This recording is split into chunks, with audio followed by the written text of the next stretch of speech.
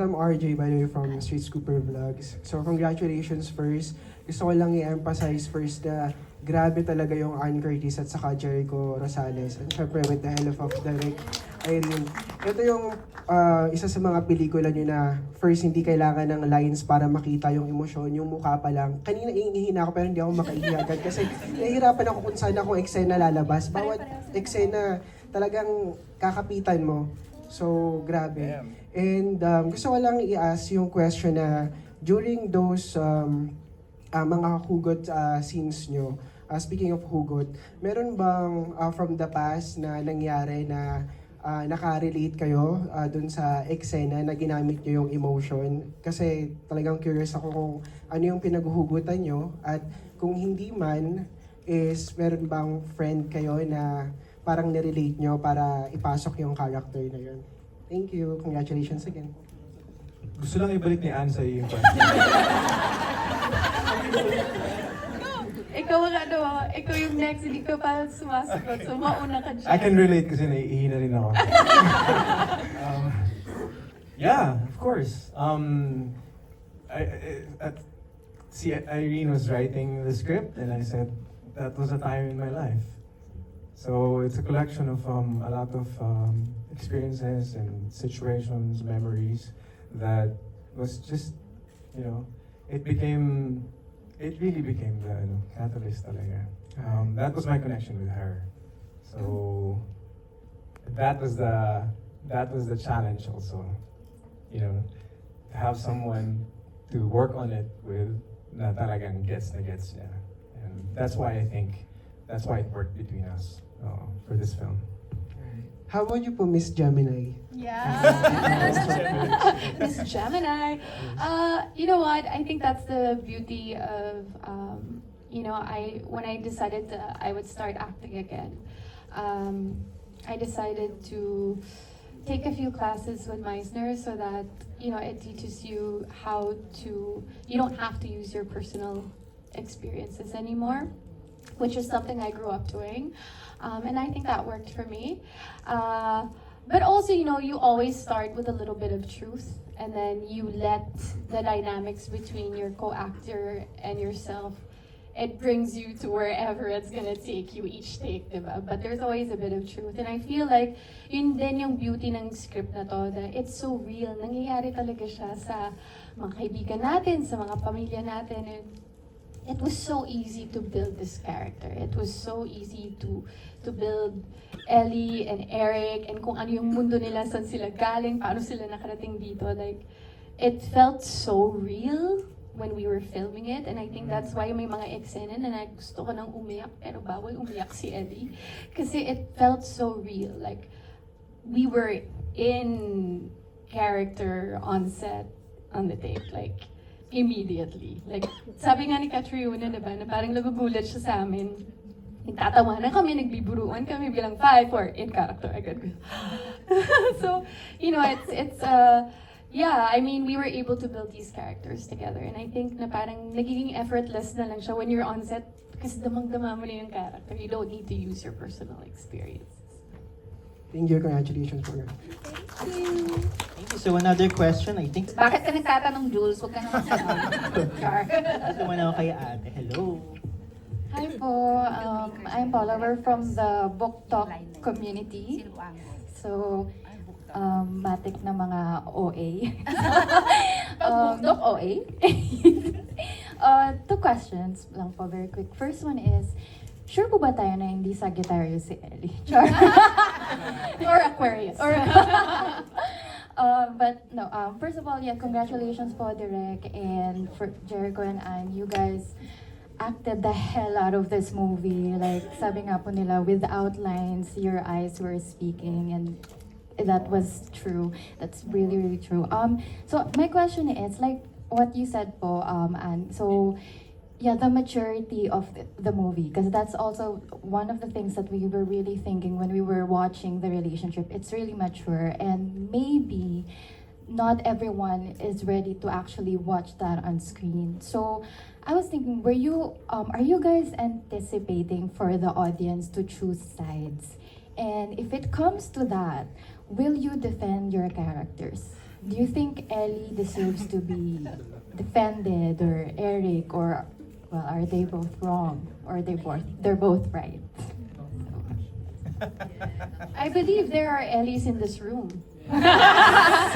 Diba? So if that's something you believe in, that's who you are, and parang marami kang pinaglalaban sa mundong ito, at hindi mo ipaglalaban yung sarili mo. So parang, if I had a friend, or if I was that person, I would defend them. But as you said, na parang meron talaga at meron magkaka-opinion sa bawat character. And I feel na parang you're gonna walk out of this room and you're gonna pick a side talaga.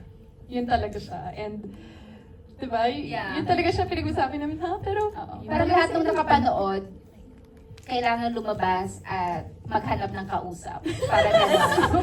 Kailangan nila itong may, dun din sa isang screening, tapos yung mga past screenings namin ng naka-offline pa siya, nung hindi pa siya masyadong buo. Yun, parang kailangan nilang mag-pick ng side. Depende sa nasaan sila sa buhay nila. Parang naging relationship guru na nga kami dito. diba may kanya-kanyang opinion eh. Ikaw, ipagtatanggol mo ba si Eric? Ha? I think the whole time since He already? the very beginning, pinagtatanggol niya na yung sarili niya because he believed that he loved So much more, love to give si parang Eric. ganyan. I do think though that if you're choosing between lover and loved one, it's just a matter of time kung nasaan ka sa space and sa time mo na yun.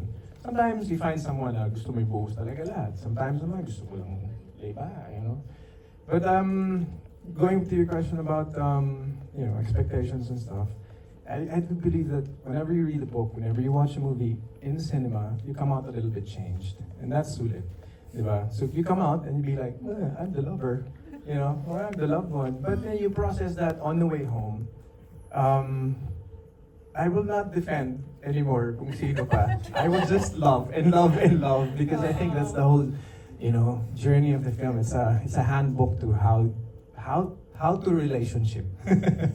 How to love. Oh, how to love, how to relate, how to. Yeah. Thank you. Thank you. Yeah, Congratulations po again. Yeah. Yes. Okay, package deal daw po silang tatlo. I think we have a group question. So ako muna, hi Direk, congrats. Yes, princess. Hi, congrats din po Anne and Jericho. So my question is actually for Direk Irene. So actually Anne, favorite film ko of Direk is Sid and Aya. So for me to see you here in a different light and still nagmamahal, it's really nice. So anyways, tsaka direct naubos yung makeup ko, kakaiyak ako. So anyways, so yun. So ang coming from last year na about, the friendship and love of a man and a woman pero in a different age, no? With the Ding Dong and Miss Charo. Paano ka nag-jump pabalik sa mature love and, the deconstruction of romance? Like, paano mo, parang nakakaingit kasi na isipin, paano kaya niya sinulat to na, alam mo yun, out of the blue na naman, tapos yun nananakit na naman siya. Ganun. So, ayun. I'm just curious how that concept came about. Mas nauna to kesa dun sa Only We Know na sinulat. So, kung sa progression ko as tao, mas nauna to. Bago ako magmamature, pag 50 na ako, baka dun yung Only We Know darating. Dun yung matatanggap ko na yung shit. So ngayon, di pa. Char. Hindi, ano yung tanong ko tuloy? Paano nasulat?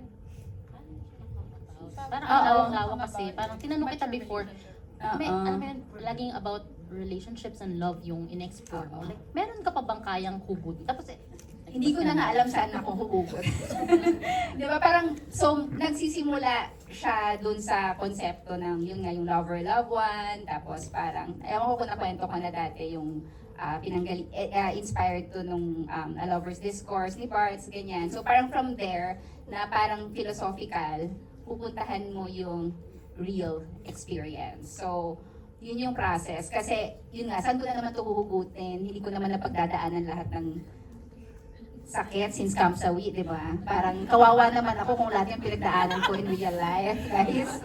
Hindi ko kaya. Yung hindi ko kaya. Hindi ko kaya from Kamsawi to Only We Know, lahat pinagdaanan. So parang hindi. So parang yun muna, parang conceptual, and then you start picking up saan ito pwedeng pumunta, saan ang katotohanan dito, ano yung mga karanasan ng hindi lang ako, kundi ng ibang tao. Yon. So, doon naman. Tapos, minsan din, imagination, kaya kong saktan yung sarili ko, imagination. Oo. Hanggang doon lang, imagine lang tayo, wag totoo. Actually, sabi nga ng mga solid, parang ikaw, gustong-gusto din nila yung Sid and Aya. May mga nakikita ko nag-comment nung lumabas yung trailer. Ito po ba yung paghihiganti ni Aya? May mga ganun silang comment. So, yeah, saan nga ba galing yung direct? Ko rin alam. Ako naman direct, kay Yes, Direk Char. Irene din. Interested akong malaman yung parang visual language ng pelikula. Kasi sabi niyo nga, it's a film about one who loves and a loved one. Doon naman sa nakikita mo sa pelikula, parang may emphasis siya on pagtingin. So may tinitingnan nung isang party, yung kabilang party. Pero sometimes it's through a mirror or through a windshield na muddy. Tapos dun sa pinakahuli, magkatabi sila. So there is no separation between them. So could you tell us a little bit more about how you developed yung parang yung visual nung pelikula with Power and Light? Yung baby mo? Oo. Malaki siyang tulong. Si pambansang Apple din siya sa pelikula ko. Yung perspective, during shortlisting talaga, saan namin siya pwedeng i-push. Hindi lang naman sa cinematography, but production design namin. Naka-ano rin dun sa change in perspectives. Hindi ko alam kung napansin niyo yung mga little things in production design. But yung sa visual language, inano talaga namin kung paano ba yung basic na POV na mararamdaman mo, even if hindi ka aware sa visual language, but subconsciously, kahit ordinary viewer would really feel it na meron kang ganong na ano. So, buti na lang magaling siya, so asa tayo sa kanya. So, wala siya dito, so yun. Siya mag-explain niya. Hello po. Hi, Direk Irene. Wow, Jean.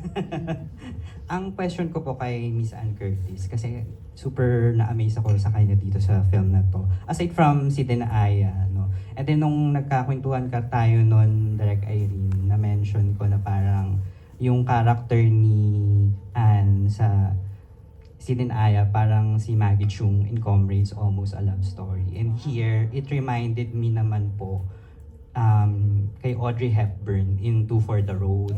So, for Anne, naging peg mo ba si Audrey Hepburn in Two for the Road here? Although you mentioned na Meisner yung nag-workshop kay Meisner. Yes. So, Oo, Meisner. No, wala talaga. Wala. As much as I adore Audrey Hepburn, like, I absolutely adore her. Parang I did not. The world building and character building was based on Ellie and Eric and what they went through and how they grew up together and grew apart. thank you po. Thank you. Right. Meron ba tayo sa baba? Ayun. Dami. Questions po ulit. So, I'm Luis po from Agency Kasoho. I have one question each po sa inyo. So, una po kay Direk. So, sino po nanakit sa inyo? But, okay. Since nakwento niyo po kanini about sa timelines ng movie, my question is, bakit po naisip niyo na ngayon yung pinaka-perfect time to give this movie a representation yung existence ng ganitong type of relationship? So why is now the perfect time for it? Kay Miss Ann naman po, can you like share the struggles encountered or the journey itself sa pag-embody niyo po dun sa character, since considering you're married for almost a decade and contrary sa character na in a relationship for 10 years and not committing to marriage. Then last po kay Sir Jericho is, natanong mo na po ba in real life yung line mo from the movie, na gaano mo ba ako kamahal?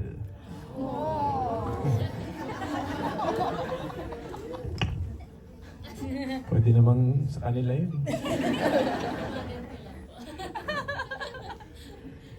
Walang sumagot. Walang sumagot. So why now? Why not? Parang yung panahon naman,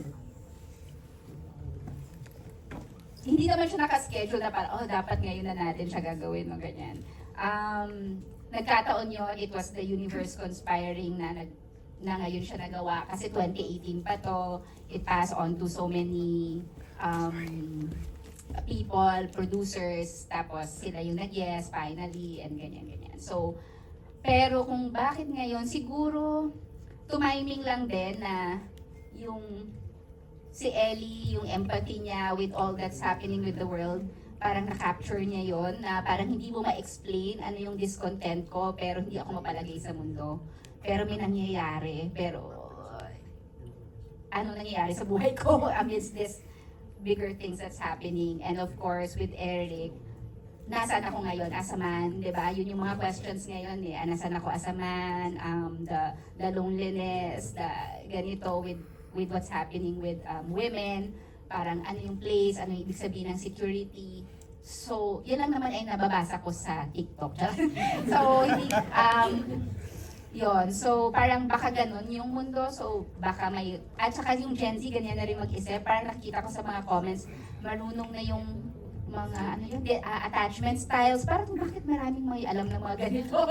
Bakit nagsa-psychology na ang mga tao sa Instagram at sa ganyan? So parang it's becoming parang ang topic na. So baka yun yung why now somehow. Thank you, universe. Thank you so much po, Direk. Challenges that I might have encountered. Because I was so invested in the character. Like, sobrang love ko yung story ni Ellie and Eric. Na parang sobrang ko siyang excited gawin. So parang, I think the challenge for me, most importantly, was like, I kept asking myself, okay na ba yun? Okay na ba yun? Should I have pushed more? Baka dapat ganito siya direct, mas ganito siya. Hindi nga siya ganyan. Okay lang siya, chill lang siya. So, okay, so I think the challenge there was for me to really make it so realistic that sometimes you don't need to be over dramatic. Diba? Kasi hindi naman magiging over dramatic. It's very like sometimes you're trained to do na dapat dito mas you know, but Direk was like, hindi kailangan because in real life when you're in a fight, yan lang talaga bibigay mo until you're behind closed doors. Diba? Ganun naman in real life. So I think the challenge there was really, oh nga no, yes. And you know, just that reminder for me. So mas yun yung naging challenge sa akin.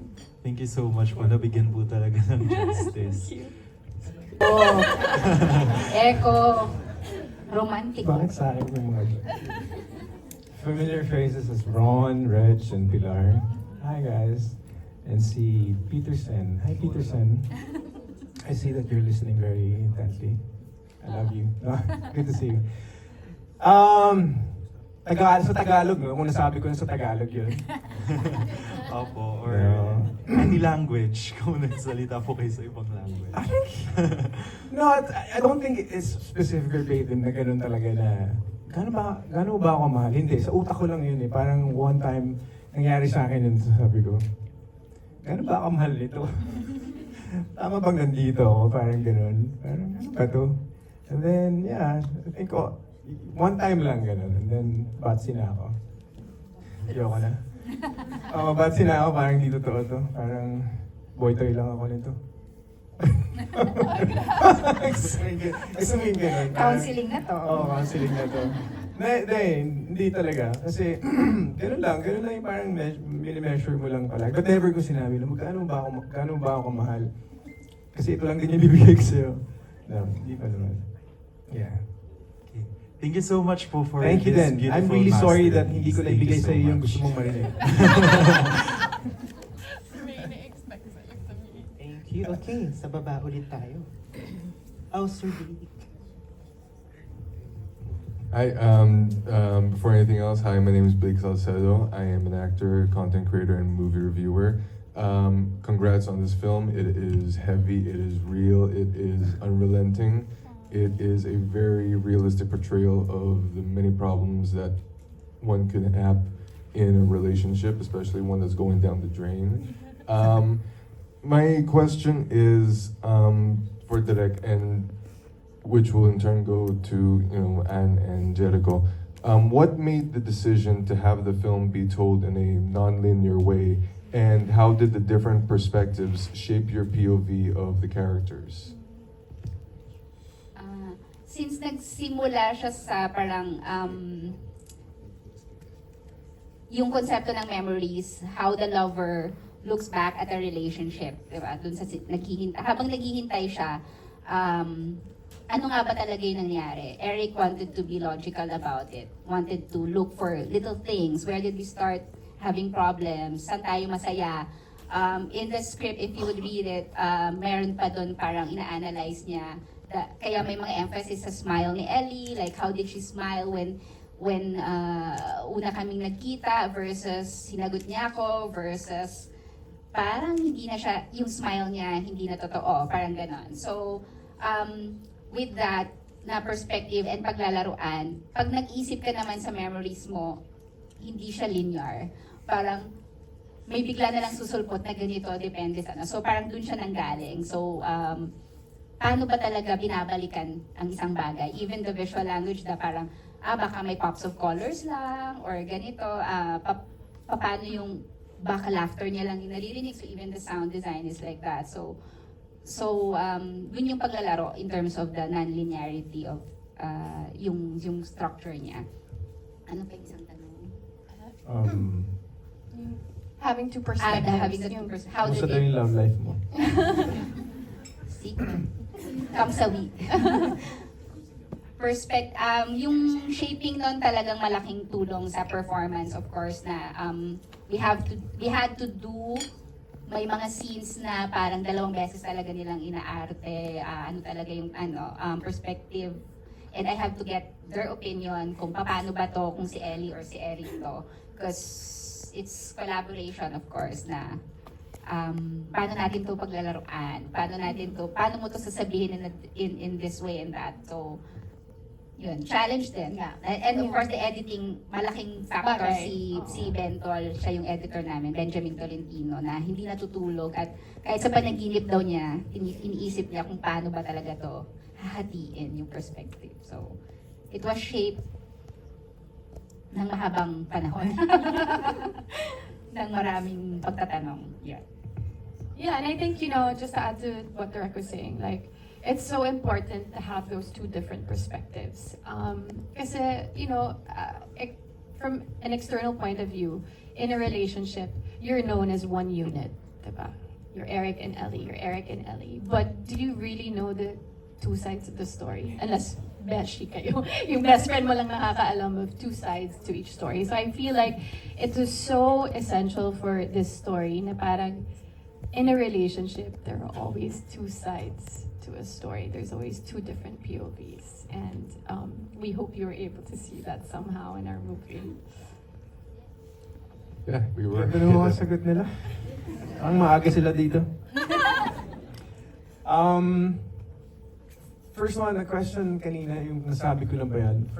Dugtong ko lang yun ng konti. Because, binabalik. hindi, ang hirap sabihin nun eh. Parang napaka-immature sabihin nun kapag, di ba, gaano mo ba ako kamahal?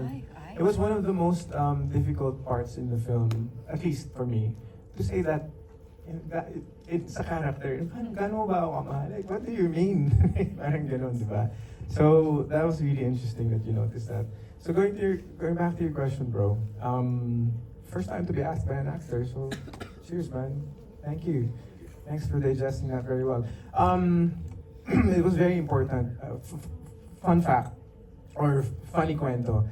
I was cutting my script into pieces. Yeah. So I was like, Direk, what are you doing? Ay, ginugupit ko, kasi sinisequence ko siya mag-isa. Dito, inalagay ko. Para yung, diba? Kasi non-linear siya nakasulat. Yeah, so I had to understand. Sabi ko, Para paano yung ba pick to up. if I read it chronologically? Naawa sa akin si Direk, they sent me a chronological script. Oo, kaya ginawa natin. So I was like taping it and I was, and then when you read it chronologically, it looks so flat and one-sided. Yeah. Diba? One-sided and flat. It's like, wow.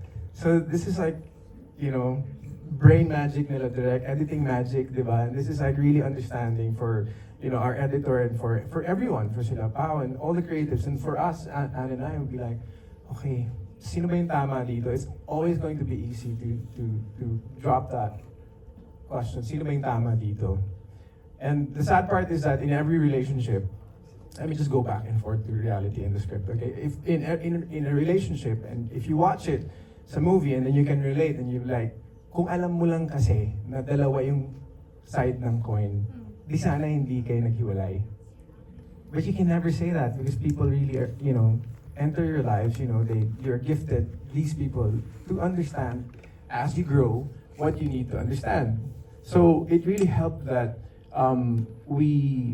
this film was presented the way she wanted everyone to see it because ang ganda nung, you know, magic na nangyayari na, biglang pupunta na sa POV ni Anne, biglang, yun naman talaga, hindi pala siya yung, you know, ang daming gano'n na nangyayari until you get to that magical point and you sit down and go back to the first question of the guy wherein you like sitting down and there's no more wall, there's no more, but the veil is removed because there's understanding and there's growth and everything has just transformed from a very confusing relationship like love and looking at each other to like so much lightness and clarity and understanding and now everything has evolved.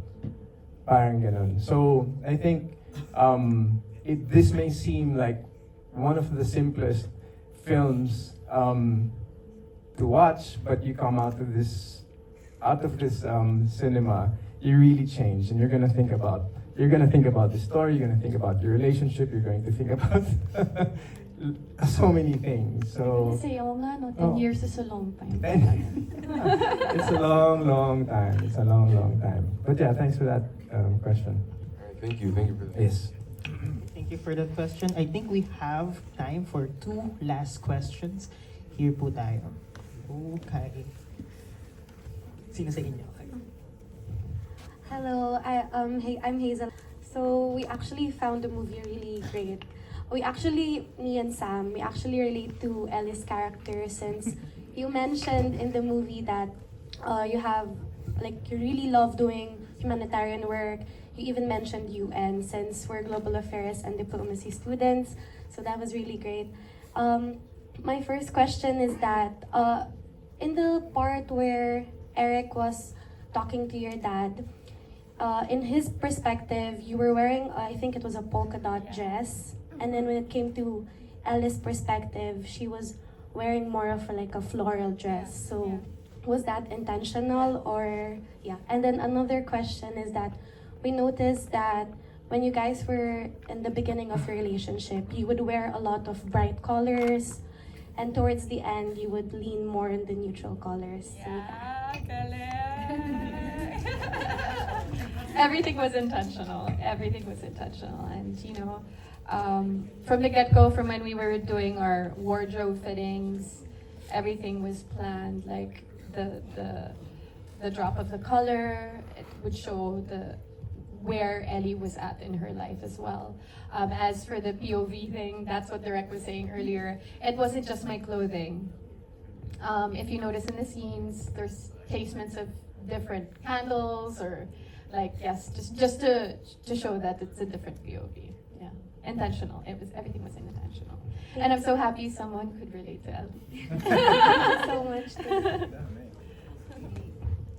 Okay, so for our last question. Si Kuya kanina pa siya. Kanina pa siya dito. Ikaw, asquat siya. Hello po, I'm Patrick Fresno po, a TikTok content creator and a movie and series reviewer po. Unang-una po, I just want to congratulate po kasi the movie really did great. It really did great on showing different character philosophies, flaws, and how complicated relationship is. Parang hindi ako makapili ng side kasi nakikita ko yung sarili ko sa kanila sa relationship ko. Nakita ko yung different ko. Parang sabi ko, bakit minsan naging ganito, minsan naging ganun ako. Anyways, speaking of flaws, I want to ask po, what's the reason on choosing heavy themes such as cheating and miscarriage to be one of the ticking time bombs of the film? Ayun po. Thank you po. Oh, mga ticking time bombs mo dyan, Direk. Ano yan? Ako mga lalaki. Aminan, cheating, lagi yan. 10 taon? Naku. So, parang yung cheating, given na yan. Char. Napaka-pessimistic ko naman sa lalaki. Hindi. Oo, grabe ka hugot. Walang sex, so hindi yung cheating. Char. Dinidepend. Dinidepend bigla. So even that kasi, di ba, parang mga ano naman to eh. Nababasa ko sa Reddit. Char. Hindi ako, wala rin ako Reddit.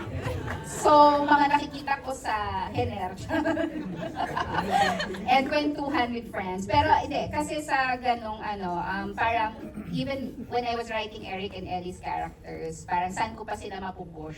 Anong bukod sa ideologies nila and sa circumstances na pagdadaanan nila, ano pa ba? Alin pa ba yung mga ganon na for 10 years? So, at maglalabas ng what they really are or how they will approach a particular problem. So, parang it could be anything, pero